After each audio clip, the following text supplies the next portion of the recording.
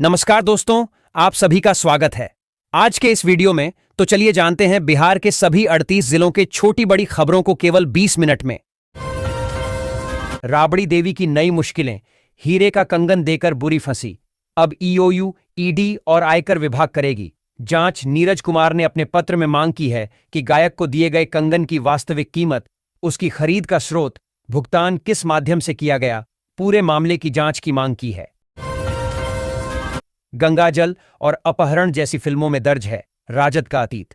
हमने तेजस्वी पर किया वार, कहा 900 चूहे खाकर बिल्ली हज को नहीं जा सकती। हिंदुस्तानी अवाम मोर्चा के राष्ट्रीय मुख्य प्रवक्ता श्याम सुंदर शरण ने कहा कि आज जब तेजस्वी यादव और राष्ट्रीय जनता दल के नेता भर्ती प्रक्रियाओं, परीक्षा प्रणाली और सुशासन पर बड़े बड़े उपदेश देते हैं, तब बिहार की वह पीढ़ी आश्चर्य करती है जिसने लालू राबड़ी शासन को अपनी आंखों से देखा है और उसकी कीमत चुकाई है। कहा कि बिहार के युवाओं को यह जानना चाहिए कि उस दौर की तस्वीर केवल राजनीतिक भाषणों में नहीं, बल्कि फिल्मों, साहित्य और जनचर्चाओं में भी दर्ज है। रोहतास जिला मुख्यालय सासाराम से एक बड़ी और हैरान करने वाली खबर सामने आ रही है। शनिवार को शहर में हुई महज 1 घंटे की मूसलाधार बारिश ने नगर निगम और स्वास्थ्य विभाग के दावों की पोल खोलकर रख दी है। बारिश के बाद सासाराम का प्रतिष्ठित सदर अस्पताल पूरी तरह जलमग्न हो गया है और पूरा परिसर किसी झील में तब्दील हो चुका है। अस्पताल की स्थिति इतनी बदतर है कि ओपीडी से लेकर इमरजेंसी वार्ड तक पानी भर गया है, जिससे मरीज, उनके परिजन और ड्यूटी पर तैनात डॉक्टर व स्वास्थ्यकर्मी बेहद बेबस नजर आ रहे हैं। नीट एनजी परीक्षा में हुए कथित पेपर लीक और धांधली के विरोध में राजधानी पटना की सड़कों पर बिहार कांग्रेस के कार्यकर्ताओं ने जोरदार और उग्र प्रदर्शन किया। बिहार प्रदेश कांग्रेस कमेटी के अध्यक्ष राजेश राम की अध्यक्षता में आयोजित इस विरोध मार्च के दौरान आक्रोशित कार्यकर्ताओं ने केंद्र सरकार और राष्ट्रीय परीक्षा एजेंसी एनटीए के खिलाफ जमकर नारेबाजी की। प्रदर्शन के दौरान कांग्रेसियों ने केंद्रीय शिक्षा मंत्री धर्मेंद्र प्रधान का पुतला दहन अर्थी फूंकी किया और उनसे नैतिक आधार पर तत्काल पद से इस्तीफा देने की मांग की। बिहार में आ रहा 6.5 लाख करोड़ रुपए का निवेश, सीएम सम्राट चौधरी का विकसित बिहार के लिए बड़ा ऐलान। मुख्यमंत्री सम्राट चौधरी ने शनिवार को कहा कि प्रधानमंत्री नरेंद्र मोदी देश को विकसित बनाने के लिए निरंतर विकास कार्य कर रहे हैं। मेरा मानना है कि भारत तभी विकसित होगा जब बिहार समृद्ध होगा।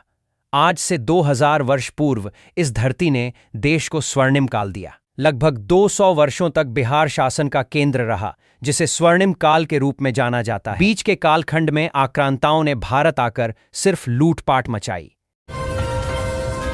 असम के जोरहाट एयरफोर्स स्टेशन के समीप शनिवार को भारतीय वायुसेना का एक AN-32 विमान दुर्घटनाग्रस्त हो गया। इस बेहद दर्दनाक और दुखद हादसे में बिहार के भोजपुर जिले के कोइलवर प्रखंड अंतर्गत कायमनगर गांव निवासी अग्निवीर वायु सैनिक दानिश आलम वीर गति को प्राप्त हो गए। देश की सेवा करते हुए दानिश की शहादत की खबर जैसे ही उनके पैतृक गांव पहुंची, पूरे इलाके में शोक की लहर दौड़ गई। परिजनों का रो रोकर बुरा हाल है और पूरे गांव में मातम पसरा हुआ है। पटना जिला ग्रामीण भारतीय जनता पार्टी भाजपा द्वारा बिक्रम के काली मंदिर के पास स्थित सामुदायिक भवन में एक मीडिया संवाद कार्यक्रम का आयोजन किया गया। यह कार्यक्रम प्रधानमंत्री नरेंद्र मोदी के नेतृत्व में केंद्र सरकार के 12 वर्ष सफल पूर्ण होने के अवसर पर आयोजित किया गया था, जिसका विषय 12 साल विश्वास के, विकास के, जनकल्याण के रहा। कार्यक्रम की अध्यक्षता जिला अध्यक्ष रजनीश कुमार ने की और संचालन कार्यक्रम प्रभारी तेज नारायण शर्मा ने किया। गन्ना किसानों के लिए बड़ी खुशखबरी, बिहार में गुड़ यूनिट खोलने पर बड़ी सब्सिडी। 25 तक आवेदन का मौका। राज्य में गुड़ उत्पादन इकाइयों को स्थापित करने के लिए गन्ना उद्योग विभाग में 25 जून तक ऑनलाइन आवेदन जमा होंगे। आवेदन वित्तीय वर्ष 2026-27 के अंतर्गत लिए जा रहे हैं। पेराई क्षमता के हिसाब से गुड़ इकाइयों के लिए 6 लाख से लेकर 1 करोड़ तक का अनुदान दिया जा रहा है। बिहार ने पिछले 2 दशकों में सतत और समावेशी विकास का एक नया मॉडल प्रस्तुत किया है। नीति आयोग और राष्ट्रीय सर्वेक्षणों के आंकड़ों के अनुसार राज्य ने मानव विकास, गरीबी उन्मूलन और स्वास्थ्य जैसे प्रमुख सामाजिक आर्थिक मानकों पर ऐतिहासिक प्रगति दर्ज की है। इस अवधि में प्रति व्यक्ति आय में 13 गुना की रिकॉर्ड वृद्धि के साथ बिहार देश के अग्रणी राज्यों की श्रेणी में शामिल होने की ओर तेजी से अग्रसर है। बेतिया में रात के अंधेरे में प्रेमिका से मिलने पहुंचे युवक को शायद अंदाजा नहीं था कि यह मुलाकात पूरे इलाके में चर्चा का विषय बन जाएगी। पश्चिम चंपारण के नरकटियागंज स्थित शिकारपुर थाना क्षेत्र के केहुनिया गांव में ग्रामीणों ने एक प्रेमी युगल को पकड़ लिया। इसके बाद दोनों को गांव के मंदिर ले जाया गया, जहां युवक से युवती की मांग में सिंदूर भरवाया गया। इस पूरे घटनाक्रम का वीडियो सोशल मीडिया पर तेजी से वायरल हो रहा है। हालांकि वायरल वीडियो की पुष्टि चैनल नहीं करता है। बिहार सरकार के विभिन्न विभागों में मद्य निषेध सिपाही, कक्षपाल और चलंत दस्ता सिपाही के पदों पर नियुक्ति के लिए केंद्रीय चयन पर्षद सिपाही भर्ती द्वारा आयोजित लिखित परीक्षा रविवार को जिले के 3 परीक्षा केंद्रों पर होगी। परीक्षा को लेकर जिला प्रशासन ने सभी तैयारियां पूरी कर ली हैं। सुरक्षा, निगरानी और कदाचार मुक्त परीक्षा संचालन सुनिश्चित करने के लिए व्यापक इंतजाम किए गए हैं। पहले दिन जिले के 3 केंद्रों पर कुल 4260 अभ्यर्थी परीक्षा में शामिल होंगे। मुख्यमंत्री सम्राट चौधरी ने आज लोक सेवक आवास स्थित संकल्प सभागार में जल संसाधन विभाग की उच्चस्तरीय समीक्षा बैठक की। बैठक में जल संसाधन विभाग के सचिव डॉ. चंद्रशेखर सिंह ने प्रस्तुतिकरण के माध्यम से विभागीय परिसंपत्तियों का बेहतर उपयोग, सिंचाई विभाग के निरीक्षण भवनों का उपयोग एवं वर्तमान स्थिति, गंगा तट क्षेत्र के विकास तथा राज्य की ऐतिहासिक एवं पर्यटकीय विकास की कार्य योजना के संबंध में विस्तृत जानकारी दी। बैठक में मुख्यमंत्री ने J0P0 गंगा पथ पर 1 लाख पौधारोपण का लक्ष्य तेजी से पूर्ण करने का निर्देश दिया। जिले के अशोक पेपर मिल APM थाना क्षेत्र से एक बड़ी और सनसनीखेज खबर सामने आई है। यामाहा मोटरसाइकिल एजेंसी शोरूम के मैनेजर मोहम्मद फैज अहमद की पीट कर की गई निर्मम हत्या के मामले का पुलिस ने महज कुछ ही घंटों के भीतर सफल खुलासा कर दिया है। शोरूम के अंदर लाइव मर्डर का खौफनाक CCTV फुटेज सामने आने के बाद इलाके में हड़कंप मच गया था। मामले की गंभीरता को देखते हुए दरभंगा पुलिस ने त्वरित एक्शन लिया और मुख्य आरोपी को धर दबोचा। वैभव सूर्यवंशी के बाद अब छोटे भाई का जलवा। आतिशी शतक ठोककर मचाया तहलका क्रिकेट की दुनिया में अपनी आक्रामक बल्लेबाजी से पहचान बना चुके वैभव सूर्यवंशी के परिवार से एक और अच्छी खबर सामने आई है। इस बार उनके छोटे भाई आशीर्वाद सूर्यवंशी ने अपनी शानदार बल्लेबाजी से सभी का ध्यान अपनी ओर खींच लिया है। समस्तीपुर में खेले गए एक प्रैक्टिस मैच में आशीर्वाद ने बेहतरीन शतक लगाकर अपनी प्रतिभा का शानदार प्रदर्शन किया। छपरा में भीषण गर्मी और लू ने लोगों की मुश्किलें बढ़ा दी हैं। शनिवार को सुबह 10 बजे ही तापमान 40 डिग्री सेल्सियस तक पहुंच गया, जिससे जनजीवन प्रभावित हो गया। कड़ी धूप और गर्म हवाओं के कारण सड़कों पर दिन भर सन्नाटा पसरा रहा, जबकि बाजारों में भी खरीदारों की संख्या बेहद कम रही। दूसरी ओर अस्पतालों और निजी क्लिनिकों में डिहाइड्रेशन, उल्टी दस्त और हीट स्ट्रोक के मरीजों की संख्या तेजी से बढ़ रही है। गोपालगंज वासियों के लिए रेलवे की ओर से बड़ी खुशखबरी आई है। लंबे समय से चली आ रही मांग को पूरा करते हुए पूर्वोत्तर रेलवे ने सूरत थावे ताप्ती गंगा एक्सप्रेस का ठहराव अब दीघवा दुबौली रेलवे स्टेशन पर भी देने का फैसला किया है। इस निर्णय से बैकुंठपुर, सिधवलिया और आसपास के क्षेत्रों के हजारों यात्रियों, प्रवासी मजदूरों और व्यापारियों को बड़ी राहत मिलेगी। अब सूरत जाने के लिए उन्हें दूर के स्टेशनों का सहारा नहीं लेना पड़ेगा। रेलवे ने ट्रेन के ठहराव का समय भी जारी कर दिया है। हीरे के हैं या सोने के लोग खुशी में दान करते हैं। तेज प्रताप ने मां का किया सपोर्ट। पवन सिंह को दी बधाई। बिहार विधान परिषद चुनाव में सभी 10 उम्मीदवारों का निर्विरोध चयन हो गया है। इस चुनाव में भारतीय जनता पार्टी, बीजेपी और जनता दल यूनाइटेड JDU के 4 प्रत्याशियों ने जीत दर्ज की है, जबकि राष्ट्रीय जनता दल RJD और चिराग पासवान के नेतृत्व वाली लोक जनशक्ति पार्टी रामविलास के खाते में एक सीट गई है। मुख्यमंत्री सम्राट चौधरी ने आज पटना स्थित बापू सभागार में G0 बिजनेस द्वारा आयोजित भरोसे के च्वाइस पटना एडिशन के 11वें संस्करण कार्यक्रम का दीप प्रज्वलित कर शुभारंभ किया। G0 बिजनेस के प्रबंध संपादक अनिल सिंघवी एवं च्वाइस इंटरनेशनल लिमिटेड के प्रबंध निदेशक कमल पोद्दार ने मुख्यमंत्री को पुष्पगुच्छ एवं प्रतीक चिन्ह भेंट कर उनका स्वागत किया। कार्यक्रम को संबोधित करते हुए मुख्यमंत्री ने कहा कि आज का यह कार्यक्रम अपने आप में अनोखा है। कांटी के विधायक व पूर्व मंत्री अजीत कुमार ने शनिवार को राजधानी पटना में राज्य के कृषि मंत्री से उनके कार्यालय में शिष्टाचार मुलाकात की। इस दौरान उन्होंने मुजफ्फरपुर जिले में मानसून की बेरुखी के कारण पैदा हुए सुखाड़ के संकट पर गहरी चिंता व्यक्त की। विधायक ने कृषि मंत्री को एक विस्तृत ज्ञापन सौंपकर आग्रह किया कि स्थिति की गंभीरता को देखते हुए मुजफ्फरपुर के किसानों को कम पानी और कम समय में अधिक उपज देने वाले धान के अनुदानित सब्सिडी वाले बीज सरकारी स्तर पर अविलंब उपलब्ध कराए जाएं। फैक्ट्री संचालक को बिजली फर्जीवाड़ा में फंसाने में भंडाफोड़ डीएम ने लिया सख्त एक्शन। इंजीनियर सहित 5 को नापा। इमामगंज प्रखंड के मंझौली गांव निवासी आइस फैक्ट्री संचालक उमेश साव की शिकायत पर हुई जांच में बिजली विभाग के अधिकारियों और कर्मियों की भूमिका संदिग्ध पाए जाने के बाद जिला प्रशासन ने कड़ा रुख अपनाया है। जांच रिपोर्ट के आधार पर जिला पदाधिकारी शशांक शुभंकर ने कनीय अभियंता सहित 5 लोगों के खिलाफ विभागीय कार्रवाई का निर्देश दिया है।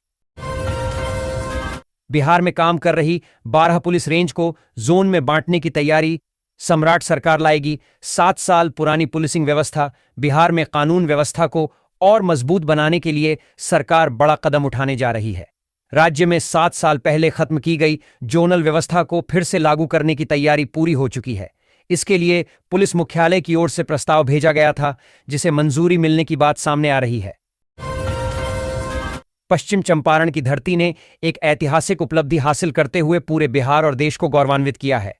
योगापट्टी प्रखंड निवासी पिता जितेंद्र राम एवं माता रुणा देवी के पुत्र सारांश कुमार ने गुजरात के अहमदाबाद स्थित ट्रांसस्टेडिया के ईका एरिना में आयोजित प्रथम विश्व योगासन चैंपियनशिप 2026 में भारत का प्रतिनिधित्व करते हुए रिदमिक पेयर योगासन स्पर्धा में स्वर्ण पदक जीतकर इतिहास रच दिया है। सारांश की इस उपलब्धि ने न केवल पे चंपारण बल्कि पूरे बिहार का नाम अंतर्राष्ट्रीय मंच पर गौरव के साथ स्थापित किया है। बिहार के विश्वविद्यालयों और डिग्री कॉलेजों के शिक्षकों, गैर शिक्षण कर्मचारियों और पेंशन भोगियों के लिए राज्य सरकार ने 999.84 करोड़ रुपए का फंड जारी कर दिया है। उच्च शिक्षा विभाग द्वारा स्वीकृत यह राशि मार्च से मई 2026 तक के नियमित और बकाया भुगतानों के लिए उपलब्ध कराई गई है। इस वित्तीय सहायता से पिछले कई महीनों से आर्थिक तंगी का सामना कर रहे हजारों परिवारों को बड़ी राहत मिलेगी। बिहार में सियासी बयानबाजी का पारा एक बार फिर चढ़ गया है। जनता दल यूनाइटेड जेडीयू के मुख्य प्रवक्ता सह एमएलसी नीरज कुमार ने बिहार विधानसभा में नेता प्रतिपक्ष तेजस्वी यादव पर सीधा और तीखा जुबानी हमला बोला है। नीरज कुमार ने तेजस्वी यादव को आड़े हाथों लेते हुए कहा कि वे राजनीति के हसियाही सोख्ता बन चुके हैं। उन्होंने आरोप लगाया कि नेता प्रतिपक्ष सरकार पर बेबुनियाद आरोप तो मढ़ देते हैं, लेकिन जब उन्हें टेबल पर तथ्यों, आंकड़ों और पुख्ता प्रमाणों के साथ करारा जवाब दिया जाता है तो वे पूरी तरह खामोश हो जाते हैं। ई चालान नहीं भरा तो होगी बड़ी कार्रवाई, गाड़ी होगी ब्लैकलिस्ट, ड्राइविंग लाइसेंस भी हो सकता है रद्द। यातायात नियम तोड़कर ई चालान की राशि नहीं भरने वाले वाहन मालिकों पर अब परिवहन विभाग सख्त कार्रवाई करने जा रहा है। तय समय सीमा के भीतर जुर्माना जमा नहीं करने पर वाहन ब्लैकलिस्ट किए जा सकते हैं। साथ ही ड्राइविंग लाइसेंस और वाहन रजिस्ट्रेशन से जुड़ी कार्रवाई भी की जा सकती है। बिहार सरकार अब वाहनों में अवैध रूप से प्रेशर और मल्टी ट्यून्ड हॉर्न लगाने वालों के खिलाफ सख्त एक्शन लेने की तैयारी में है। ऐसे हॉर्न बजाने वाले गाड़ी मालिकों के साथ साथ इन्हें बेचने वाले दुकानदारों पर भी कड़ी कार्रवाई की जाएगी। परिवहन विभाग ने इसके लिए पूरे राज्य में एक विशेष चेकिंग अभियान चलाने का फैसला किया है। इस अभियान के तहत उन दुकानों और शोरूमों पर भी छापे मारे जाएंगे जो इस तरह के हॉर्न बेचते हैं और वहां से इन हॉर्नों को जब्त कर लिया जाएगा। राष्ट्रीय लोक मोर्चा आरएलएम के राष्ट्रीय अधिवेशन में पार्टी के संस्थापक और वरिष्ठ नेता उपेंद्र कुशवाहा को एक बार फिर राष्ट्रीय अध्यक्ष चुन लिया गया। अध्यक्ष पद के लिए केवल उनका ही नामांकन दाखिल हुआ था, जिसके कारण उनका निर्वाचन निर्विरोध हुआ। पार्टी नेताओं और कार्यकर्ताओं ने उनके नेतृत्व में संगठन को और मजबूत बनाने का संकल्प लिया। राष्ट्रीय लोक मोर्चा का गठन उपेंद्र कुशवाहा ने वर्ष 2024 में किया था। बिहार की राजनीति में कुशवाहा समाज के प्रमुख नेताओं में गिने जाते हैं। मुख्यमंत्री सम्राट चौधरी ने साफ कर दिया है कि दीपक प्रकाश आज भी मंत्री हैं और आगे भी रहेंगे। इससे कयास लगाए जा रहे हैं कि भाजपा ने गेंद उपेंद्र कुशवाहा के पाले में डाल दी है। कुशवाहा के बेटे दीपक को एमएलसी नहीं बनाए जाने के बाद उनका मंत्री पद संकट में आ गया था।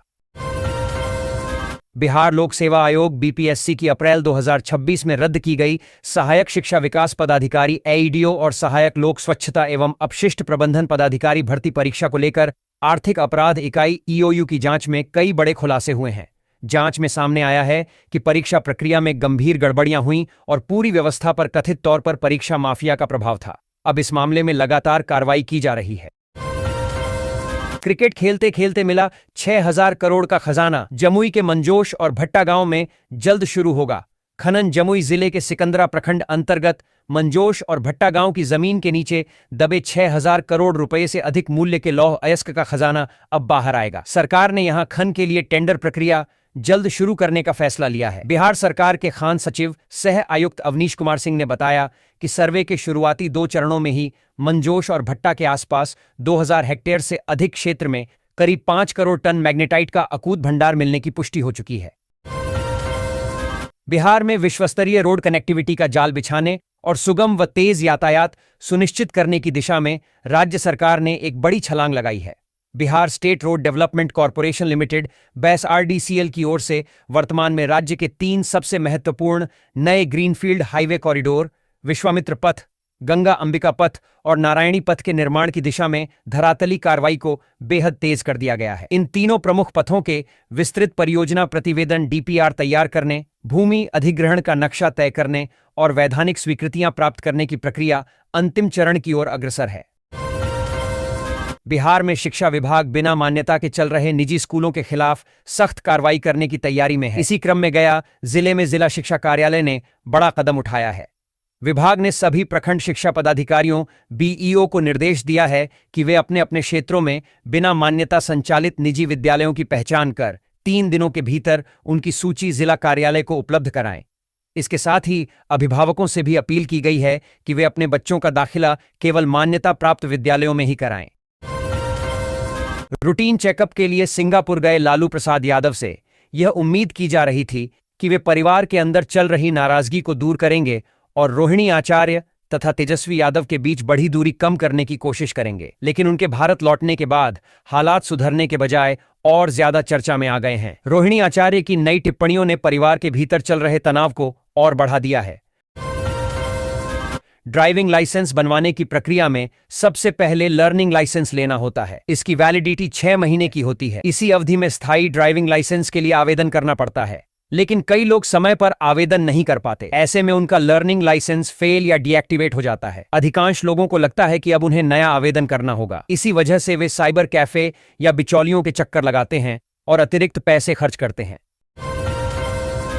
राष्ट्रीय लोक मोर्चा RLM के राष्ट्रीय अधिवेशन में पार्टी के संस्थापक और वरिष्ठ नेता उपेंद्र कुशवाहा शनिवार को एक बार फिर राष्ट्रीय अध्यक्ष चुने जाएंगे। दिल्ली में पार्टी का अधिवेशन हो रहा है, जिसकी तैयारी पूरी कर ली गई है। अध्यक्ष पद के लिए केवल उपेंद्र कुशवाहा का ही नामांकन दाखिल हुआ है, जिसके कारण उनका निर्विरोध निर्वाचन तय माना जा रहा है।